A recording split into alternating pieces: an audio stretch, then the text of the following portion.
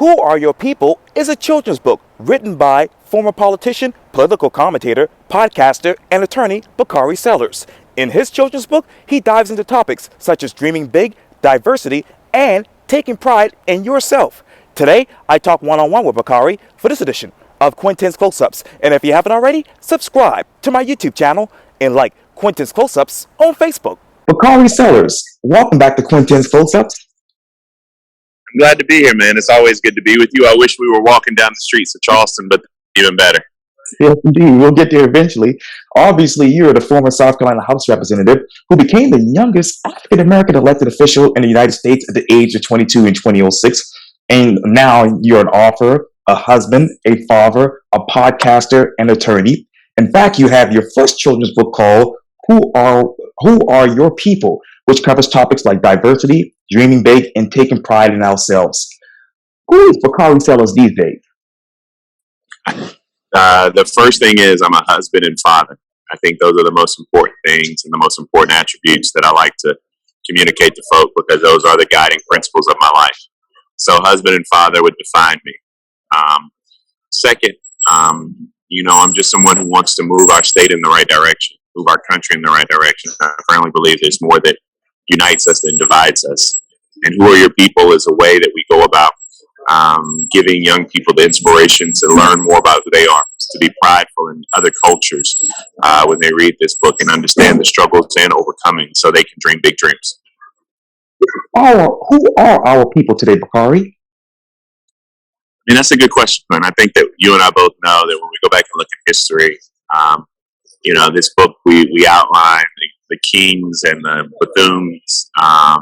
We talk about the Stacys and the Kamalas. We talk about the toiling in the cotton fields and the sit-in movement.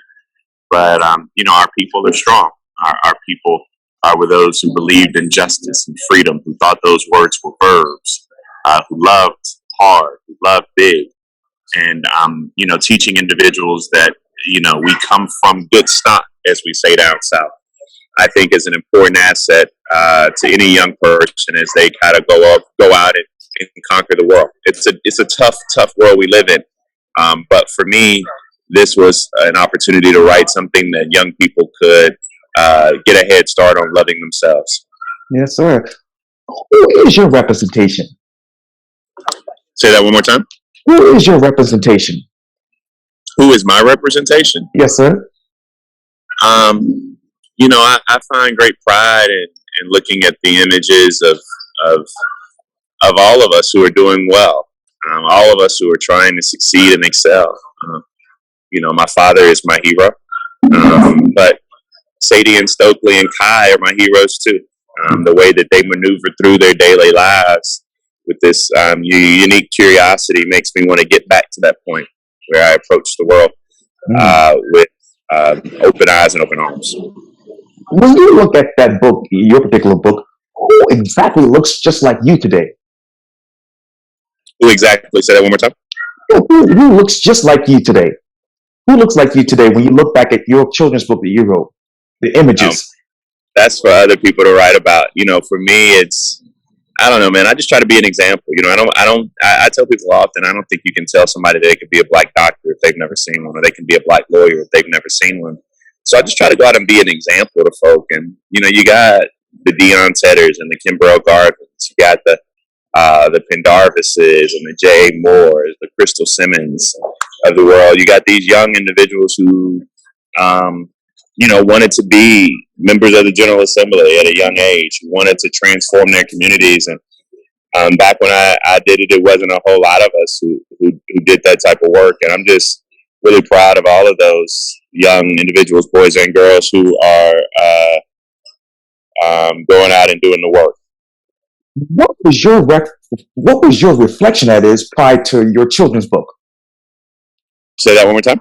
What was your reflection of life and people in general, as you just mentioned, those people? What was your reflection prior to your children's book being published? That we needed more representation, that we needed to have more images so that people could see themselves, that we needed more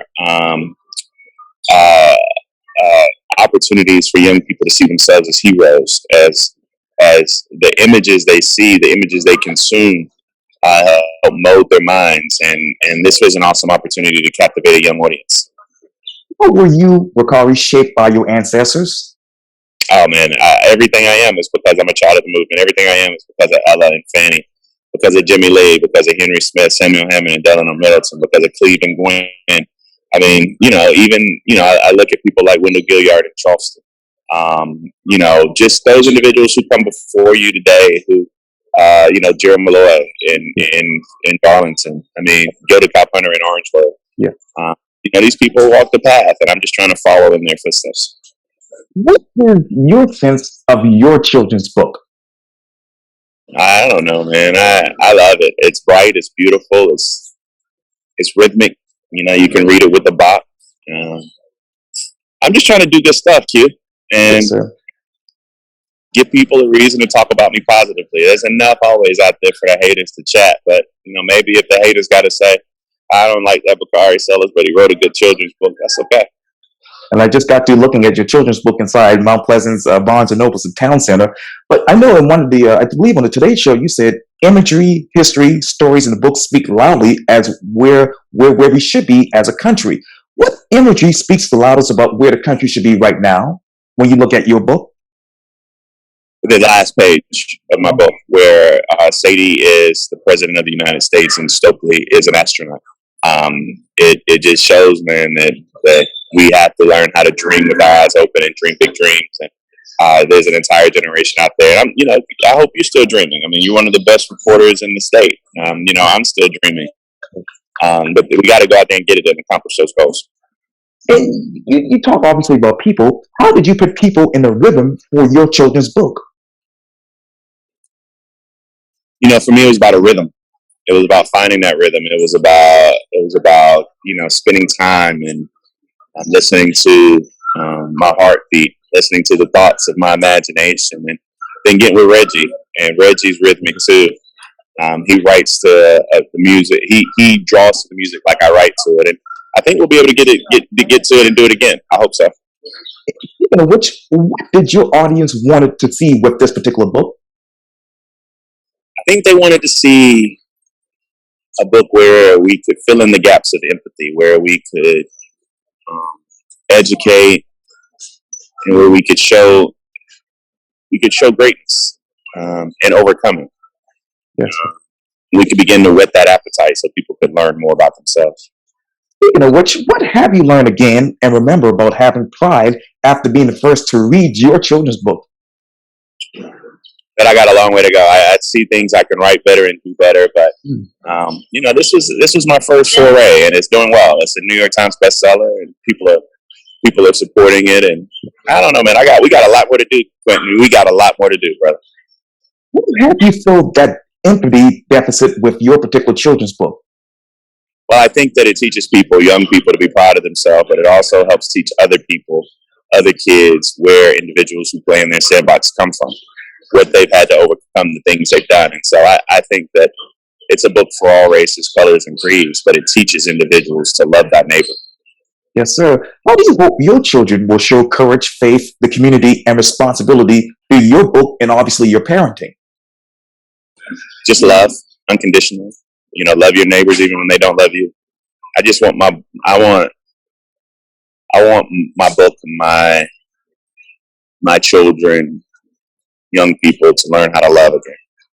And I think that's an important life lesson. Is that village, Bakari, needed to raise children today? It's hard.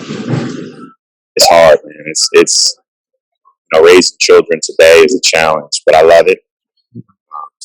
You get tired, you get weary, but their smiles brighten your day. You have to protect them so much, man. And so we fill our house with love because we know that these little black kids, when they go outside, when we get the same love they get in our house. Yeah. What are you trying to do now as a father and as an author? I know that's redundant. What am I trying to do now? Yeah, what are you trying to do now as a father and as an author? What do you hope to do in the next 5 to 10 years? I don't answer questions like that, Quintin, because I live one at a time. I don't know the answer to that, man. I am in the Charlotte airport right now, going home, and I'm gonna pick up, I'll kiss him, and I'm gonna tell him that he loves him, and we're gonna talk about school and play and read and we're going to read books tonight. I mean, that's what I'm going to tell you. I don't know what's going to happen in 5 to 10 years, but in 5 hours, we're going to be reading books. And what else are you reading today?